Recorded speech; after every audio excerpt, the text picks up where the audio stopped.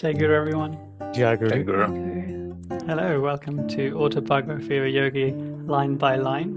Today we're doing chapter 30, and I'm with everyone, minus the video of Lauren. She's not feeling so well today, but she's soldiering on, aren't you, Lauren? Yes. Thank you so much for Awake joining and us. ready. I'm awake and ready. Yes. I'm awake Nothing and can stop ready. Lauren. Yes. Energization. She must have been doing energizations to get awake and ready. So this episode, stay tuned because we're going to talk about miracles, but mostly we're going to talk about how you can walk on water. So if you want to know how to do that by the end of the episode, all things will be revealed, right, Chris? Absolutely. But this Answers coming up. not through our own knowledge, might I add. It's No. going to be through Guruji's guidance and teachings, because neither of us have yet, maybe after this episode, but not yet, mastered the technique of walking on water. Knowing and doing are two different things. I think. Knowing the theory. We know the theory of Kriya, yet we have not yet perfected one. Anyway, this Work in chapter progress. is the law of miracles, and it's a very intensely dense chapter. Reading it again was a exercise, but I'm in this chapter. I'm hoping to learn about Tolstoy more so than I've been able to glean in the past, because my intellect, for some reason, just throws a wall whenever I try to read from Tolstoy. So I'm going to rely on you fine folk, the three of you, and They're not easy reads. Yeah. They're not easy reads. Tolstoy. But I tried so many times because Gandhi praises him so much. I thought, if Gandhi's praising him, I must. If Guruji's praising him, I must. But I couldn't really get into it. But you and our well-read listeners will chip in, as they usually do. So thank you in advance. This chapter also teaches us how to surmount Maya. So I'm looking forward to exploring that. And what Maya is. Right? I feel like he introduces this subject here. Stop. True. Do a very deep dive into the world of science, religion, discoveries, mind stuff, and how all that's linked. And we'll be relying heavily on our friend Michael with his academic experience to add to his usual intellectual prowess these days. Chris? I feel like the book up until this point is kind of building towards this subject in a way. That if you put this chapter much earlier, I think you probably, for the most part, the lay people reading it, they might not be ready for a lot of the weightiness in this chapter. So yeah, it's coming at an ample time. The subject is beyond interesting, and I think it's the science of the future. And Guruji is just putting it in here in his autobiography for us to mull over. I feel like the science of Kriya Yoga was was also heavy, but I feel like this one's even heavier for some reason. But yeah, this is and Mike is being very modest. He always weighs in quite heavily with all our Guruji's academic references. So yeah, thank you very much for that, Mike. We'll need that this time. He's our oracle. Yeah, we're going to be talking about a lot of geeky things in this chapter because it is quite geeky. So for those geeks amongst us, welcome. And Lauren's going to be giving us lots of blank expressions because this is not her field, nor is it Chris's, but you do a stellar job in contributing all the same, as will our listeners. Chris? Can I just say, it is interesting, Guruji's thrust of bringing the East and the West together, and that the marriage and that developing relationship between the two. We're talking about miracles aren't violations of law. They're actually just not understood. We're going to delve into it in this chapter. It is a maybe delicate subject because of the Western Christianity version of what miracles are and so on and so forth. So he does handle it with great detail. And I think that's partly why this chapter is so quote unquote heavy, because there is a lot to be said here. And him coming into the West over 100 years ago, he would have been facing a lot more headwinds than what we accept today. And So the context of which he would have been bringing this subject into the world at the time is somewhat different to today. Just a note. Quite right, especially about the miracles, because I'm really keen to explore how we can make our mass infinite to be able to do miracles, perform our miracles ourselves, or realizing ourselves as light, which means that we're zero mass, so zero or infinite mass. You take your pick, and then. Hey, you're giving away my answer to the question. Spoiler alert. They don't know there's a question coming, Chris. People won't understand. Sorry, it's our pre-prep for the episode that Chris is referencing. But yeah, and then Guruji ends this whole piece with a dream and a motion picture of life, so it's not real anyway. And there's also an AI reference in this chapter, which I'll keep to myself, and I'll reveal at the end of the chapter. I'm hoping one of you can also glean the AI reference, or it may just be me, but I'll talk about that in the reflections in 6 or 7-part episode, 7-part chapter. This is at the end. Okay, so the chapter starts with references of 3 people: Leo Tolstoy, Mahatma Gandhi, and Nicholas Roerich. You tried to pronounce it German. Well nice. done, Priyank. Good one. I like it. Go back to English. Nicholas Roerich is. There you go. Better. as it's written. So, firstly, Tolstoy. Now, Tolstoy is a emphatic writer, mostly writings on his interpretations of Christianity. So he's got some very profound insights into Christianity, you might say. I've always, as I said, struggled to read his work, but I find it that, especially because The Kingdom of God is Within You is one of his latter works. So I always wanted to read his. I think his views changed as he went through his life, and that particular book has got quite a good section on how his views on Christianity kind of evolved. I'll just read out what it says. So in the book, then, The Kingdom of God is Within You. It's entitled Christianity Not as a Mystic Religion, but as a New Theory of Life.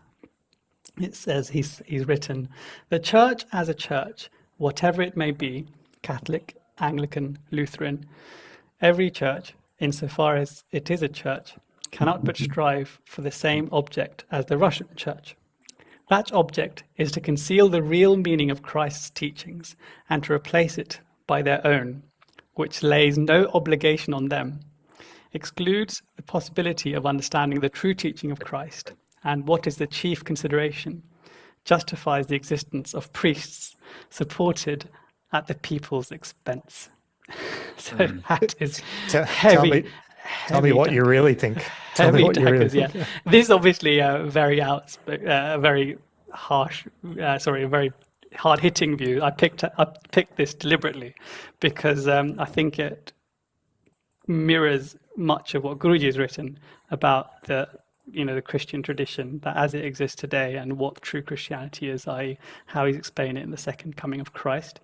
For example, the Gospels that weren't included, Philip and others, and the change, kind of the de-emphasis of the early Gnostic Christianity and Gnostic schools to i.e. everything must go through the Pope, and de-exploration, like the de-emphasis on the inner exploration of the self, which is what Tolstoy kind of has through his life kind of mirrors that kind of Gnostic tradition, even though he doesn't really belong to that. Mike? And Tolstoy said those things not recently, but in the 1800s in Russia, when this was still a lot more frowned upon. So he was really breaking a big taboo there. And he was punished for it, right? He was excommunicated from the Russian Orthodox Church. And back then, there was still a bit of a church and state combination of power. And he basically was he had to go against all of that. But so he was fearless in a sense to say his mind, speak his mind. Indeed. Indeed. And you must look at a picture of Leo Tolstoy. As you know, we ended with last episode with what's his name, Rabindranath Tagore and his lovely portrait. I would say Tolstoy's portrait is quite majestic, as is Nicholas Roerich. So I'd recommend you look at their pictures, because I'll put some links to them, because they've got some. I think you have a look at them, because I'm going to reference their images in the story that's about to come. So the first line is, Tolstoy had many ideals in common with Mahatma Gandhi, who obviously we're going to discuss a bit later. But Mike? I feel like one thing they had in common was their shared idea of nonviolence. And I feel like one reason why some of Tolstoy's books are very difficult to read, like I tried War and Peace, for example, and it's because war is not glorified in this book. It's really the opposite. It shows the human cost of war, like people dying, and then the tragedies that happen in families because of war. So I feel like that's one of his ways to promote nonviolence. Indeed, and he was obviously a strong advocate, and which is one of the reasons why he was a good partner, friend, contemporary of pen pal of Mahatma Gandhi, which is, they said that the two men shared correspondence on nonviolence, and there's a beautiful letter. It's called A Letter to a Hindu by Leo Tolstoy to Gandhi, and I'll put a link to it, and it kind of shows you his outlook on how much he appreciates Hinduism and Hindu and Eastern thought. So I'll put a link to it, and how much he kind of sees his own view of Christianity in that same light. So it's a really beautiful letter. I recommend you read it. I'll put a link to it, as will I put a link, if you really wish, to a ebook of The Kingdom of God is Within You. But some of us probably have already read it, so kudos to you. And I'd love to hear your thoughts on him in the comments, if you'd like to share, especially with reference to obviously Guruji's teachings, which is what we're most interested in. Okay, so Tolstoy considered Christ's central teaching to be resist not evil with evil, and that evil should be resisted only with its logically effective opposite, good or love.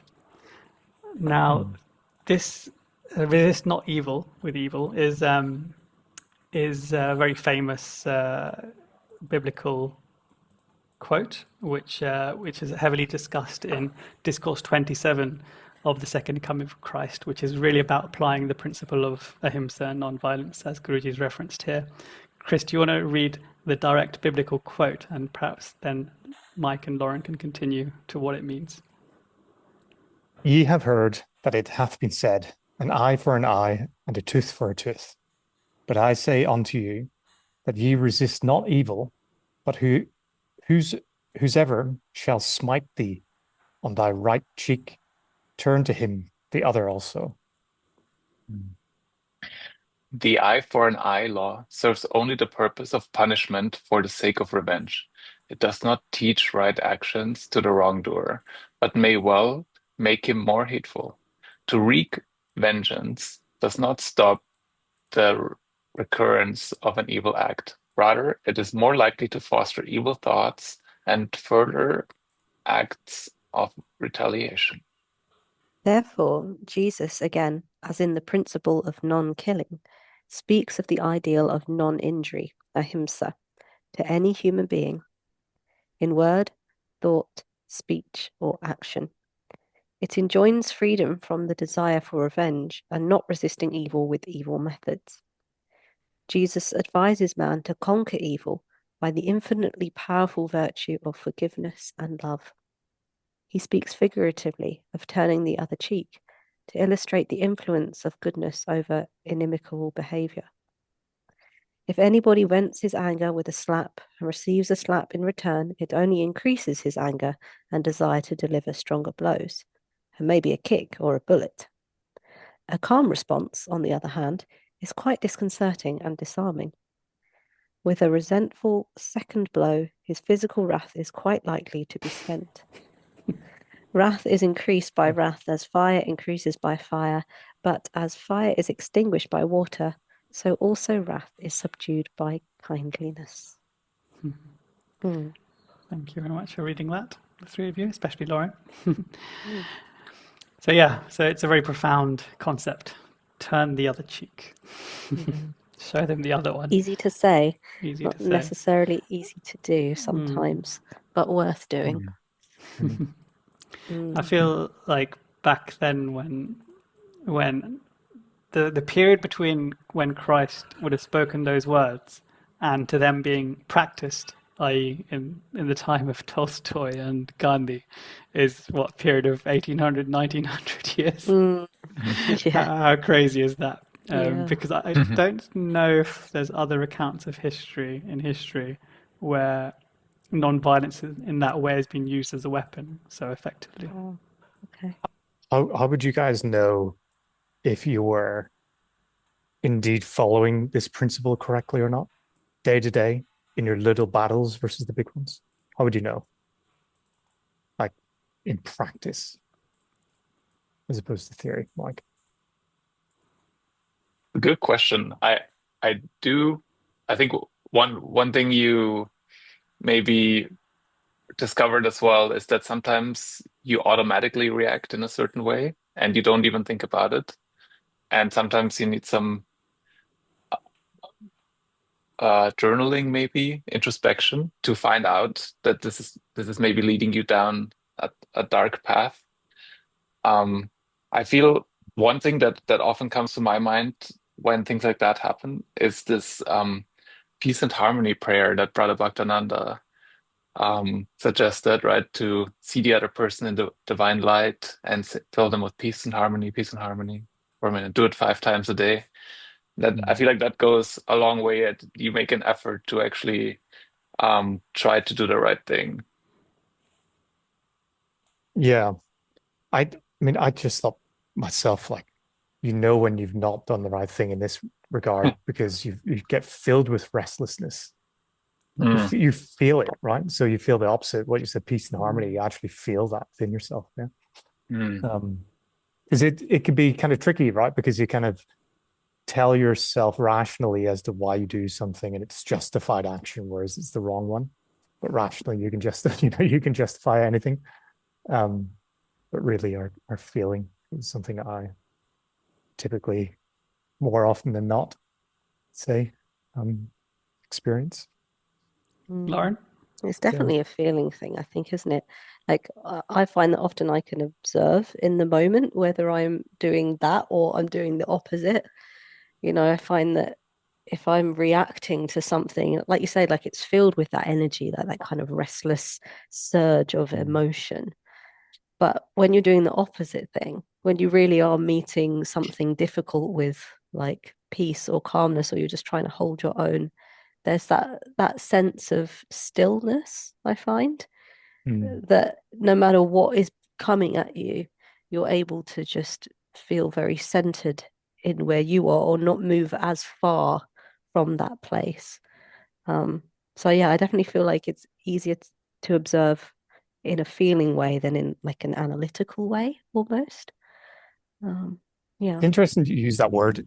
I'll throw this in before we want to continue because there's so much more to get into here. I heard from an energy from the chakras, you can see where the chakras are balanced and not balanced.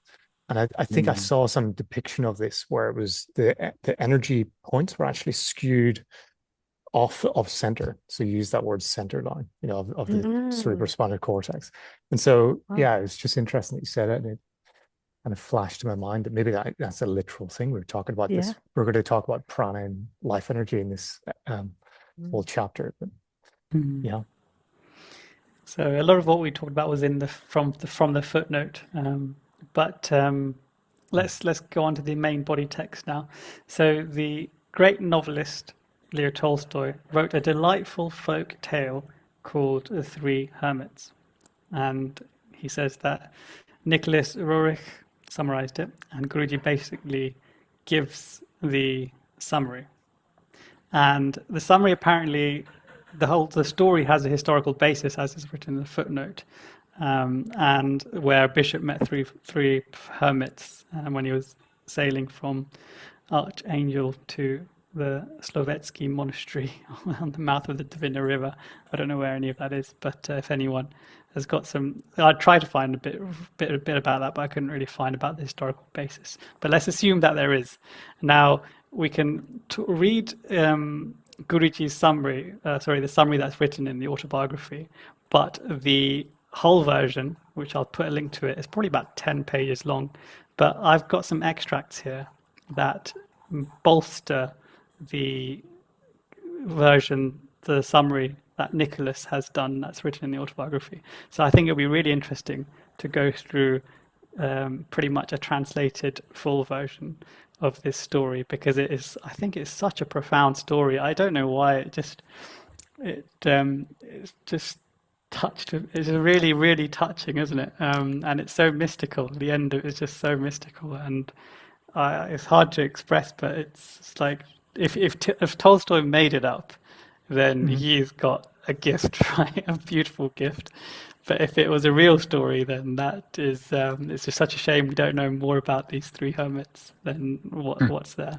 But let's read the fuller version. So what happens is that this bishop is on a fishing boat, and he's on the deck, and he hears some rumors, and this is where we're going to start, Chris.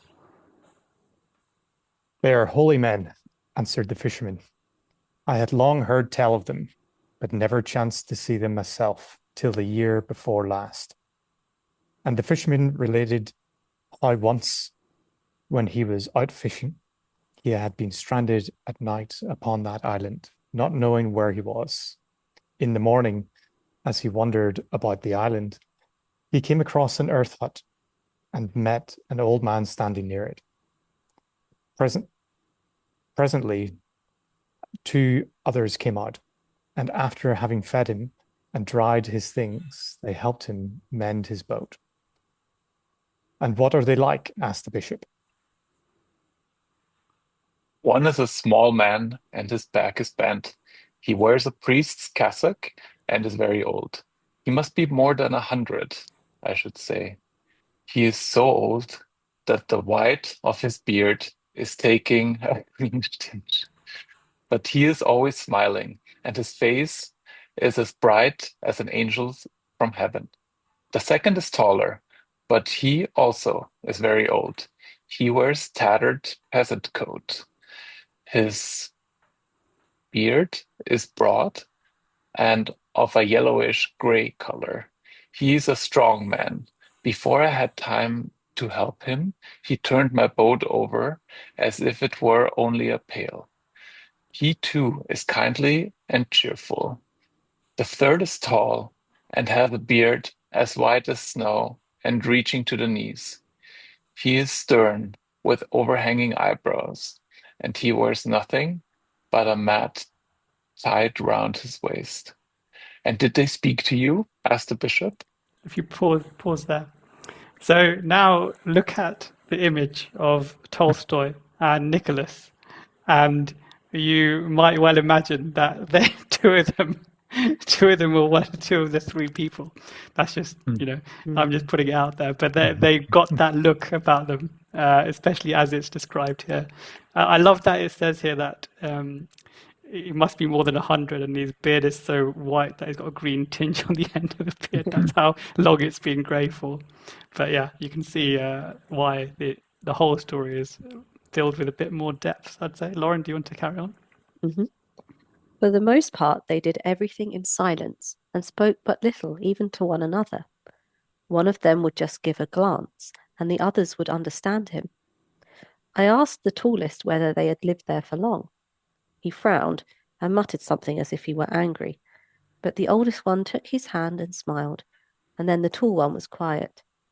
The oldest one only said, have mercy upon us, and smiled. The captain was sent for and came. I should like to see these hermits, said the bishop. Could I not be rowed ashore? The captain tried to dissuade him. Of course it could be done, said he, but we should lose much time, and if I might venture to say so to your grace, the old men are not worth your pains. I have heard that they are foolish old fellows who understand nothing, and never speak a word, any more than the fish in the sea. I wish to see them, said the bishop, and I will pay you for the trouble and loss of time. Please let me have a boat. Then a boat having been lowered, the oarsman jumped in, and the bishop descended the ladder and took his seat. The men pulled at their oars, and the boat moved rapidly towards the island. When they came within a stone's throw, they saw 3 old men, a tall one with only a mat tied around his waist, a shorter one in a tattered peasant coat, and a very old one bent with age and wearing an old cassock. All 3 standing hand in hand. The oarsman pulled into the shore and held onto the boat hook while the bishop got out. The old men bowed to him, and he gave him his benediction, at which they bowed still lower. When the bishop began to speak to them, Do you think there's do you get some chills? I feel like the story, the full version, has got so much depth. Even the summarized version does.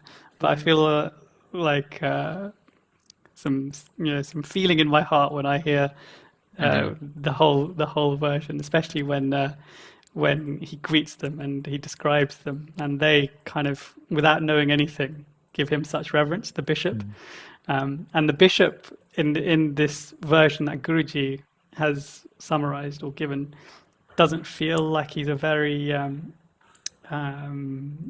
spiritually aware man, but his will is very strong, isn't it? Because he's discounting the captain, saying that it's not worth your time, and he's basically going above and beyond to kind of see what God has in store for him, even if he is obviously he thinks he knows more than he actually does, which is what will happen in the story. So Mike, do you want to carry on? I love the descriptions of the hermits and everything around them. I feel like Tolstoy is really good at painting a picture for the reader. I have heard, he said, that you, godly men, live here saving your own souls and praying to our Lord Christ for your fellow men. I, an unworthy servant of Christ, am called by God's mercy to keep and teach his flock. I wish to see you, servants of God, and to do what I can to teach you also. The old men looked at each other, smiling, but remained silent. Tell me, said the bishop, what you are doing to save your souls, and how you serve God on this island. Second hermit sighed and looked at the oldest, the very ancient one. The latter smiled and said, we do not know how to serve God. We only serve and support ourselves, servant of God. But how do you pray to God? Asked the bishop. We pray in this way, replied the hermit. There are ye, there are we, have mercy upon us. And when the old man said this, three are ye, oh, three that's are right. we, have 3 are mercy upon ye, us. 3 are we, have mercy upon us. That's right. And when the old man said this, all 3 raised their eyes to heaven and repeated, 3 are ye, 3 are we, have mercy upon us. The bishop smiled. And if you look at the translation given by Guruji, it says, "Thou art 3." Sorry, we are 3. Thou art 3. Have mercy on us. So slight nuance, but I feel like this simple prayer, this, I think, "Thou art 3." This is probably referring to the Holy Trinity from their perspective to God. But 3 is obviously a very significant number in pretty much every faith, even in Hinduism. Three bodies: physical, astral, and causal, and the trilogy of God, the creator, sustainer, destroyer, Brahma, Vishnu, Shiva. So yeah, I feel like there's lots of parallel references here. But yeah, Lauren, do you want to carry on? You have evidently heard something about the Holy Trinity, said he, but you do not pray aright. You have won my affection, godly men. I see you wish to please the Lord, but you do not know how to serve him. That is not the way to pray. But listen to me, and I will teach you. I will teach you not a way of my own, but the way in which God in the Holy Scriptures has commanded all men to pray to him. And the bishop began explaining to the hermits how God had revealed himself to men, telling them of God the Father, and God the Son, and God the Holy Ghost. God the Son came down on earth, said he, to save men, and this is how he taught us all to pray. Listen and repeat after me. Our Father, and the first old man repeated after him, Our Father, and the second said, Our Father, and the third said, Our Father, which art in heaven, continued the bishop. The first hermit repeated, Which art in heaven, but the second blundered over the words, and the tall hermit could not say them properly. His hair had grown over his mouth so that he could not speak plainly.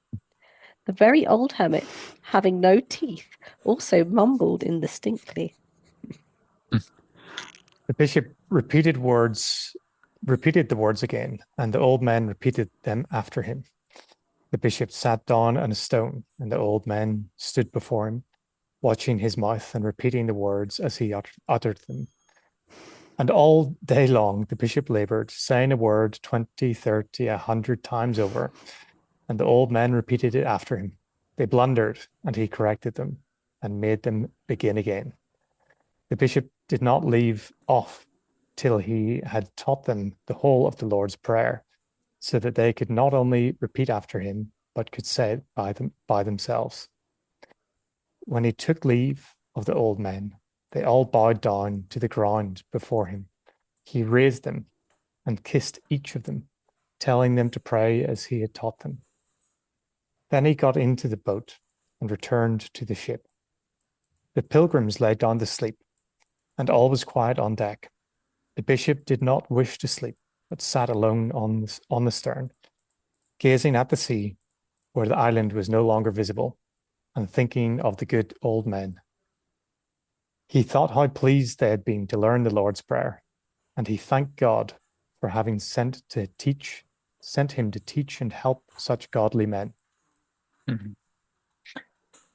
So the bishop sat, thinking and gazing at the sea where the island had disappeared, and the moonlight flickered before his eyes, sparkling now here, now there, upon the waves.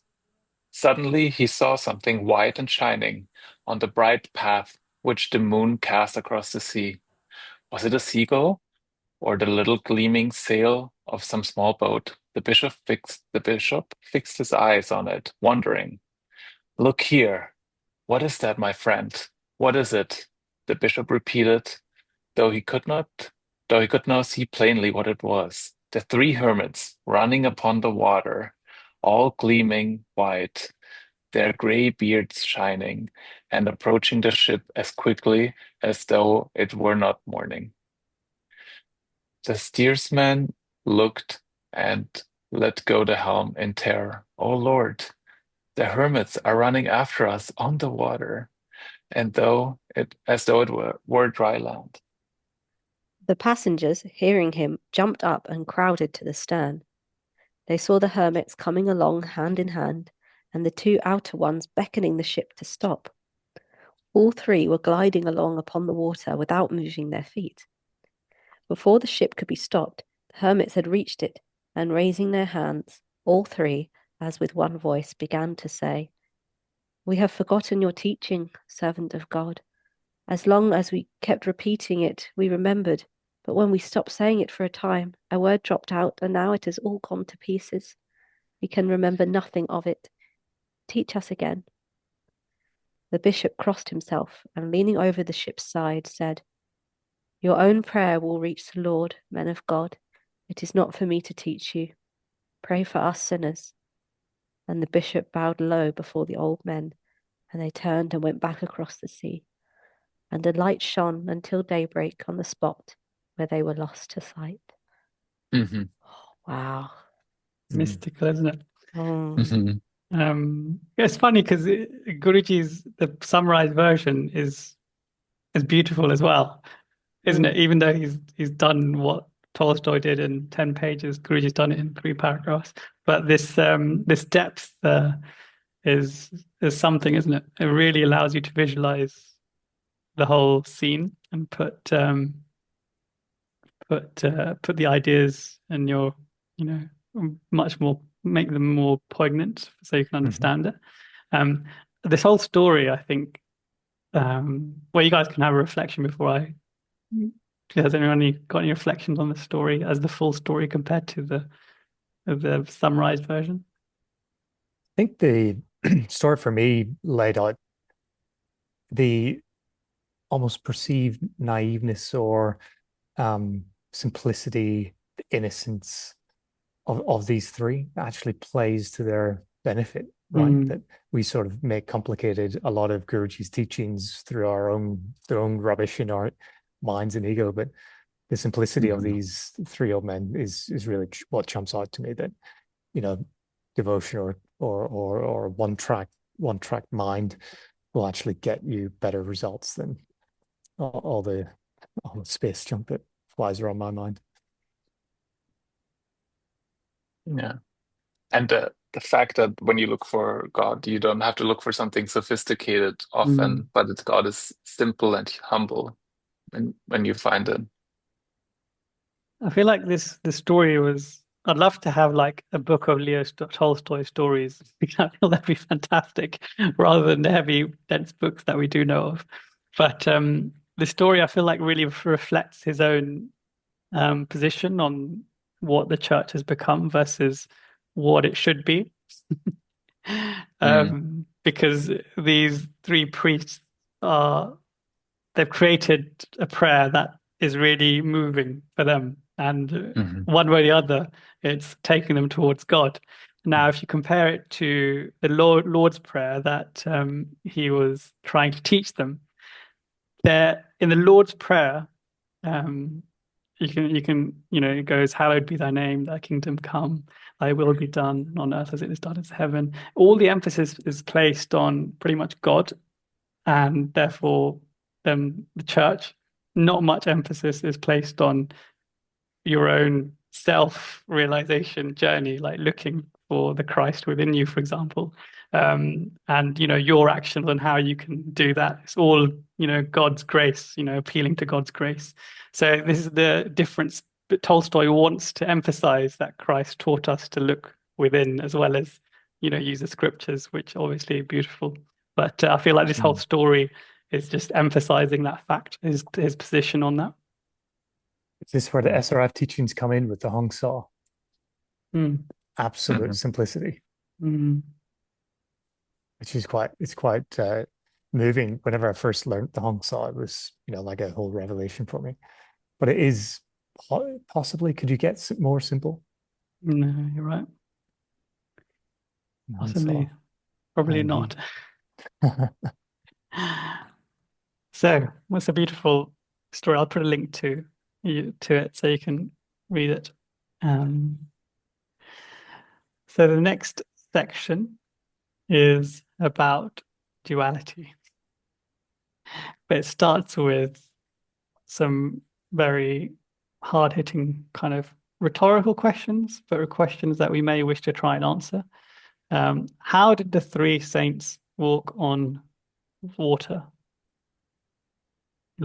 Chris, do you have any comments? I was going to stay silent and just hope you would. You don't need have somebody to. You else don't jump in. need to. You don't need I to. will. I will. Say, based on Guruji's teachings, we talked about this briefly just before we hit record about the body being condensed prana, life force energy, and if you were so mastered in your ability to manipulate that, you can, as you mentioned at the top of the recording, Priyank, change the mass by changing that density. So therefore, if everything is matter, even mind stuff, you could make yourself where you're lighter than even the surface tension of the water would allow for. Thank you. Nice one. Well done, So, Chris. are we going to practice it? You're going to go across the Hoover Dam? How would you even do that? Increasing your prana and decreasing your prana? I don't know. I still have no idea what I just said, to be quite frank. Well, until it's in our realization, it's just theory, isn't it? It's just words, isn't it? It's just some fancy words to like satisfy our intellect. Rationale. Yeah. But how did Christ resurrect his crucified body? It's completely unrelated. I feel like Guruji's just going from one level and he's just going another 10 levels now. This is for Somebody me else to gets answer. that. Yeah, that's Lauren, right? That's not me. Before this, Priyank gave us each the question. Before I answered the question, Priyank, did you give us these questions on purpose? Was there a thought behind it? No. See, I often find that you do things that are just like you're some sort of channel, you know? So last week when Priyank said to us, "Oh, you've got these questions," I thought, "Oh my gosh, how am I going to answer this? This is impossible. I know nothing." And then I was looking over the chapter, and Priyank's divided all of the chapters up into sections for us very kindly, and he assigned us all sections. And my section answers this question. Yeah. Cheat code. Lauren's I got a know. cheat code. I was like, wow, did he do that on purpose? Did he look at each of our sections and then give us questions? No, you were just that intuitive. So thank you. Guru. Yeah. So I won't go into it too deeply because we're going to go into it in depth in part 4. But basically what Guruji is saying is that this is what I took from it to answer the question. Because Christ is one with God, and therefore he is one with the infinite, his mass is infinite too. And because he knows himself and is one with omnipresent spirit, then he doesn't have the same sort of laws that the rigidities of the body have with time and space. So because he's one with that light, he's able to, resurrect his body through his will and visualization and, use, as you were saying, Chris, that prana to resurrect it. That's what I found. Thanks to Priyank. So thank you. I don't know if that is the answer, but it could be an explanation. It's great. Could you use Guruji's teachings? Yeah, I mean, you cannot answer this of your own back. It's just like, unless you're realized, right? It's impossible. If you'd asked me randomly, I would have just said, because he's the son of God, an avatar. Yeah, that was what I was going to say. I was like, he's one with God. Mike, how did Lahiri Mahasaya and Sri Yukteswar perform their miracles? Yeah, I'm an expert at this. These are all questions in the book. In case there's a question in the book. Yeah, we're not just going off on a complete tangent. Yeah. Just in I'm case anybody hasn't looked at it. Glad you asked, because that's exactly my field of expertise. In soccer, they call this a hospital pass, right? It's like the kind of pass that you get. Also in football, it's the kind of pass. To reach it, you have to do something that might be very painful. Yes, and you can't duck out either, because otherwise your team will. You have to commit. Otherwise, you're back in the dressing room. You'll get it from everyone.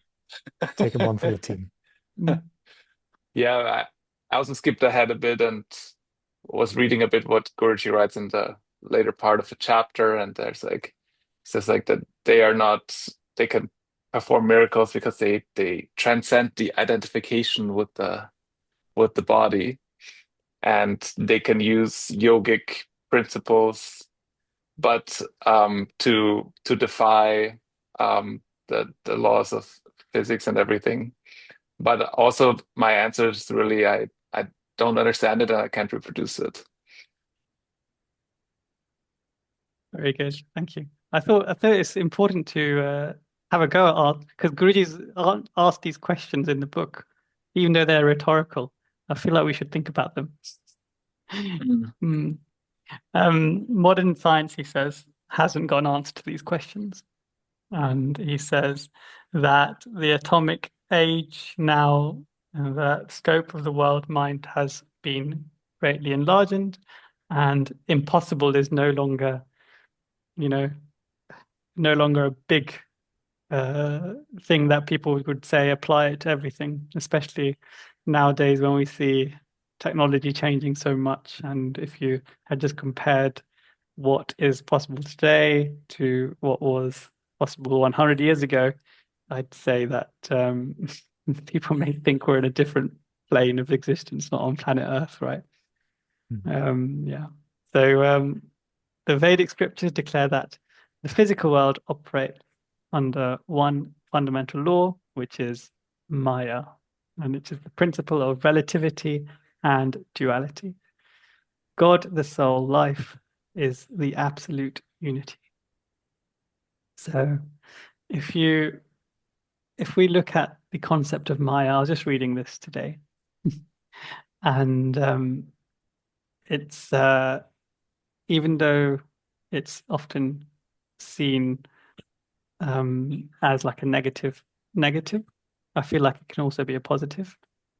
But in the context of the negative, Guruji has given in God Talks with Arjuna, chapter 18, verse 38, which I was just reading this morning, has given a great explanation into why it is important for us to consider. So, Chris, do you want to start? And Mike, you can finish the explanation. It is the enigma of Maya that the poison of sensual experiences is found to be so pleasant in the beginning. The initially pleasurable taste of the poisonous honey of evil deludes people and so causes them to indulge in harmful experiences. If evil had no charm, nobody would try it. People swallow the bitter pill of evil because it is sugar-coated with immediate pleasure. God may forgive your sins, but your nervous system won't. That's yeah. So Mike, just pause on that for a second. Yeah. So it's I feel like it applies to so many things, isn't it? This principle that what at first appears good and pleasing very quickly becomes detrimental. And this verse has a very beautiful explanation as to why that is. And it says, God, the soul life, is absolute unity. To appear as separate and diverse manifestations of creation, he wears a false veil or unreal veil, which is what I think Guruji is talking about in God Talks with Arjuna here. And this illusory dualistic veil is Maya. Many great scientific discoveries of modern times have confirmed this simple pronouncement of the ancient rishis. I find this quite fascinating. So scientists now are confirming what the ancient rishis knew. And I think Ramanujan is a great example of this. Mike, can you read the quote from him and the explanation? An equation, for me, has no meaning unless it represents a thought of God. Okay, let me try to read his name. Srinivasa Ramanujan. Yeah, well done. The man who knew infinity. Yeah. Which is the book, which is the film, right? I'd really recommend, if you haven't seen this film, to watch this film because read the next section. It explains it, Mike. Upon waking, he would often rush to write down the results on a slate, only recording the final complex formulas without the intermediate proofs. This is why his notebooks contain thousands of identities that took other mathematicians decades to verify. Crazy, huh? Mm-hmm. He's quite something. But yeah, I feel like scientists are well, with Ramanujan, he said they were revealed truths, so he used to just write down equations. And the most wonderful example of this is his equation for calculating pi, which has got some completely random numbers in there. and then a summation of series. You can look it up. It's just there's no way anyone could deduce this. He just plucked numbers out of thin air, and up to 8 decimal places it works. And then so computers now use it to calculate pi to Really? Yeah. trillions of so it's just insane that and this was obviously Ramanujan was 100 years ago. So it's Sounds like a result that AI created, and nobody understands why it happened.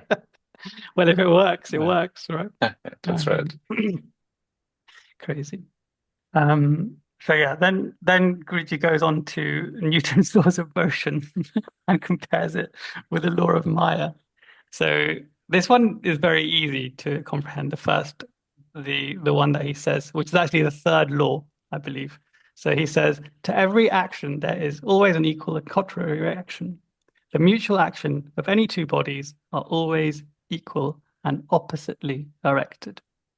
So action and reaction are thus exactly equal, and to have a single force is impossible. There must be and always is a pair of forces equal and opposite. So for explanation of what that means that everything, Chris? I'm just thinking about this. Mind stuff is matter, right? So whenever we think about, the karmic law and where we have the cause and reaction, we think about Newton's law, for every action, there's always an equal and contrary reaction. You think of like the bowling ball that's kind of held up to this point and let go in physics class, and it kind of swings one way and then the other way. But could it then be that, mind stuff effectively acts the same way? That bowling ball is I've seen that video, powerful video. But I like the example of when you see a rocket launch. So to get it to move upwards, it's got to blow more stuff out, force that downwards than gravity is holding it down. So you'll see like when ignition starts, there's a period where it's suspended, like it's stable, its legs are blown off essentially, and it's just suspended in like at that point it's like completely equal, and then it's overcome gravity. The energy is so much that it's overcome gravity. So it's a really good way to understand this, and Guruji is using this essentially for the law of Maya and probably therefore the law of karma as well, one way or the other. And the other two laws of motion for Newton are the law of inertia and the law of acceleration, F equals ma as well. And you could probably draw some spiritual parallels to those as well. So the next line is, fundamental natural activities all betray their Maic origin. Fundamental natural activities all betray their natural origin. What does that mean, people? I was hoping you were going to tell us, Priyank. I thought I understood that before this episode, but now I'm completely befuddled. Well, it gives an example in the next line. Okay, that'll help, yes. Electricity, for example, is a phenomena of repulsion and attraction. Electrons and protons are electrical opposites, negatively and positively charged, of course. And then there's a neutron as well in there. And another example is an atom or the fine particle of matter, like the Earth itself, a magnet with opposite and negative poles. So does that help us to understand that fundamental natural activities all betray their Maic origin? Intellectually, Tumbleweed. maybe. Yes, Tumbleweed. maybe. It's like the wheel is spinning, so the wheel is spinning. I feel like it's one of those things where it's like your mind can kind of grasp what's being said, but you know that on a deep level you really don't. You haven't got it. That's going to take some years of meditation. But that's okay. I like that Guruji's given us examples so that we can at least try and grasp some of what is being said. Very good. And We'll let again- we'll let our listeners all contribute to that as Yes, well. please. They've got Please do. they've got the benefit of having a bit more time than us to think about Mm. this, seeing as we're already on 45 minutes. The next Yes. section is more deep dive into the Maya paradigm, where he says that the entire phenomenal world is under the inexorable sway of polarity. No law of physics, chemistry, or any other science is ever found free from these principles of Maya, of opposite and all contrasted principles. And then he says physical sciences can't form laws outside of Maya, and which is the very fabric of creation. And Guruji says that nature is Maya, and natural science must perforce deal with her ineluctable quiddity, which means this irresistible feature, this feature that is fundamental, that nature is Maya. In her own domain, she is eternal and inexhaustible, and future scientists can do no more than probe one aspect of her varied infinitude, which I feel like when you uncover something and it leads to something infinitely more complex, like especially this happens a lot in astrology, right? They discover one small thing and then and then there's 1,000 more questions after that discovery. And You mean astronomy? So I meant astronomy, sorry. Astrology is everything's known, of course. No need to probe any further. We've got Sri Yukteswar. Yeah, That's right. I feel like especially with like it's really obvious with like great big discoveries, like when you have like the James Webb Telescope and it discovers something. But then like when you look at the findings from lunar landings, like the India one on the dark side of the moon, they'll discover something, and then they've got this whole new field of 10 new fields of research, and that's just one satellite going to where other satellites have been before, but just not as well. It's insane, isn't it? It's never ending. Can I go back to the question actually that we were trying to answer about Oh, the yeah, go fundamental on. natural activities? I cheated. Oh, I knew you So, would. hands Classic up, Chris. Yeah. admitted ChatGPT use here.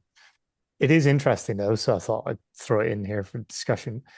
It essentially means that it betrays itself, its own nature, its own duality, i.e., that it's not one because it is split, because it does have these polar opposites.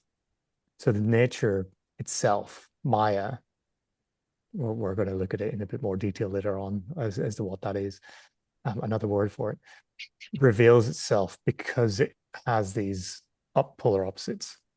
So God is the union, is not that. So everything else is not in and of itself God, as it were. It So represents something else. do you understand that sentence now? Yeah. Oh, wow. Because with your explanation, I was none the wiser. I mean, I think I misunderstood the word betray, but I think betray here means more like reveal, right? It reveals itself as Yeah. not God, Okay. as not God Yeah. itself. It's an extension of and some created illusionary force. Very good. I need to spend a bit more time. So this science stuff remains. But in terms of this, this scientific approach of just uncovering one thing and then that opens up another thing and then uncovering that thing and hopefully then filling out all the pieces of the puzzle. But the puzzle kind of extends to infinity. So I feel like that scientific kind of approach of just trying to discover essentially creation and essentially God is probably impossible because each discovery, and there's only a finite life, each discovery leads to something more profound, and that goes on. It's never ending loop. It's just probably impossible to do it that way. Whereas if you became self-realized, all things will be revealed. The play of the five elements, isn't it? Infinite. So science thus remains in a perpetual flux, unable to reach finality. Fit indeed to discover the laws of an already existing and functioning cosmos, but powerless to detect the law of the framer or the sole operator, which is kind of like what we were just saying, isn't it? I feel like this is almost an explanation of that line, isn't it? That we couldn't frame properly. The majestic manifestation of gravitation and electricity have become known, but what gravitation and electricity are, no mortal knoweth. I really love this because gravity is just something that we understand because we see how to manipulate it, if you know what I mean. You But jump. yeah, jump it. exactly. We feel it. We know how to calculate it, but why Yeah. it behaves the way it does, and why, for example, if light has zero mass, why can a black hole absorb light? Everything breaks down because gravity is only supposed to act on something with a mass. But if a zero mass thing, like a wave of light, is spent into a black hole, then it must have a mass, and then it Yeah, it becomes does have mass, right? Light does have mass. It's in infinitesimally physics. small, In right? physics, No? it's zero, No, Doesn't have any? zero that's no mass. mass. It's supposed to be Yeah. a wave. That's But then if it goes into a black hole, then it must have a mass. Therefore, it's a particle. But a particle has to have a mass. no, but it's because the black hole is changing Crazy. the space, right? That's why the light is moving. Is that one theory, or is that why? I think that's Everything's theoretical in science, isn't it? Yeah. Black right. holes are crazy. So at this point, we would zoom in on Lauren, and we would see an expression Yeah. of just counting You're sheep. right, the blank face. Like, whoa, I don't know anything. I confuse a photon as like something like an electron or a neutron or No, something like it is a something like particle, but it has no mass, a photon. mass. Yeah. Okay. Yeah, interesting new concept. You should be confused because things start breaking down whenever a black hole is mentioned. But But anyway, I think that's also how gravity is explained, right? Not as a force, but as it bends space. space-time. That's the Einsteinian. Yeah. Einsteinian explanation. Yeah. Yeah, but I think like that's that. also the one that's used mostly. Yeah. We're gonna come to that, aren't we, in this chapter? But this section where no mortal knoweth, interestingly, Marconi is now mentioned. This is how do you say his first name, Mike? Guglielmo Marconi. It's related Guglielmo, yeah. Guglielmo. There you go. Guglielmo. Oh, there's another L. Yeah. I remember his name because when I worked at BT, they said like the building that BT Center, British Telecom Center was in, was where Marconi sent his first transmissions from. There you go. And Yeah. So before then, I believe they thought that radio waves would travel in a straight line. And for example, if the Earth is a globe and you wanted to send a signal from, say, the North Pole to the South Pole, you wouldn't be able to just fly off into the space because it travels. Right. Yeah. But he proved that he proved that you could because the Earth is surrounded by ions and ionosphere. Yeah. So you can bounce radio waves around the planet, and this is basically what gives us our communications across global communication even to this day.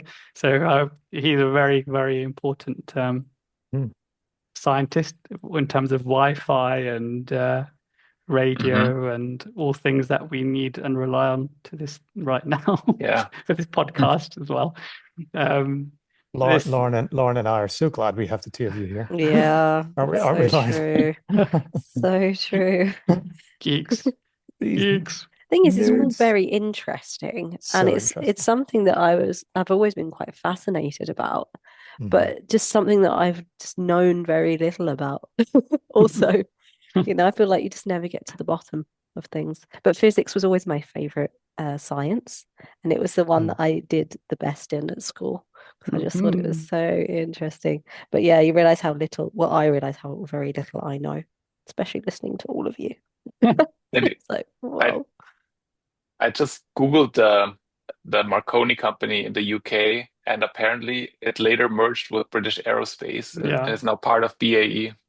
Correct. Yeah. Interesting. Very important. All my lecturers at university, well, not all, the best ones, all worked at Marconi before. So yeah, they're a very important company. But Marconi, the inventor, Italian scientist, and he made this fantastic statement about scientific inadequacy. He said the inability of science to solve life is absolute. This fact would be truly frightening were it not for faith. The mystery of life is certainly the most persistent problem ever faced before the thought of man. So, science, the inability of science to solve life is absolute. So don't rely on that. We've got to rely on our own self-realization instead, which is where the faith comes in that he mentions. Yeah. Otherwise, the prospects would be very grim, wouldn't they? So yeah, heavy episode, but I thank you for your kind attention. We're in trouble for this chapter, aren't we? You did great. You did a great job. Thanks, Brian. Yeah, well Thank you. Yeah, we are in trouble. Yeah, very heavy this one. There's going to be many sentences like the one that perplexed us today through this chapter. But tell us what's coming up next, Mike.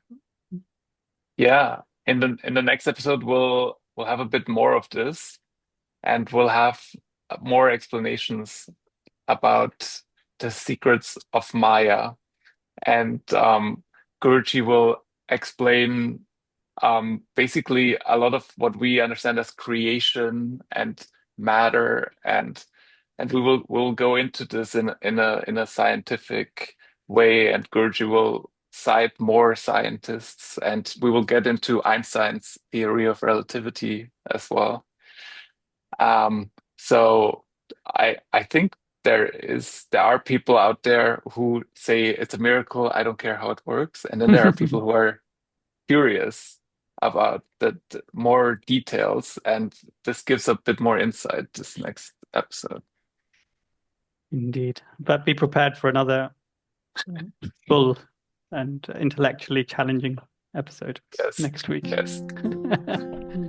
Thank you very much, the three of you, and to our listeners and viewers. We shall see you all next week. Jai Guru. Jai Guru. Jai Guru.